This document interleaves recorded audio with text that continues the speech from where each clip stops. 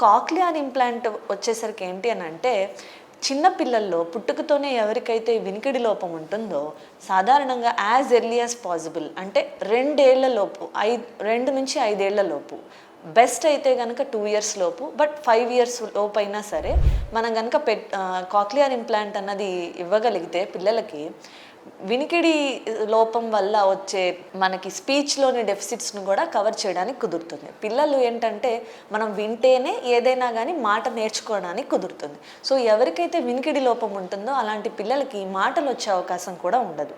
But మనకేంటంటే 2 ఏళ్ల లోపు ఏమవుతుందంటే న్యూరల్ ప్లాస్టిసిటీ అంటామనమాట. అంటే కొత్త బ్రెయిన్ కనెక్షన్స్ అన్నవి ఫామ్ అయ్యేది ఆ ఏజ్‌లోనే. మాక్సిమం కనెక్షన్స్ ఆ ఏజ్‌లోనే ఫామ్ అవుతాయి. సో, ఇప్పుడు మనం ఆ స్టేజ్‌లో గనక హియరింగ్‌ని రిస్టోర్ చేస్తే పిల్లలు మాటలు నేర్చుకోవడానికి బాగా హెల్ప్ అవుతుంది.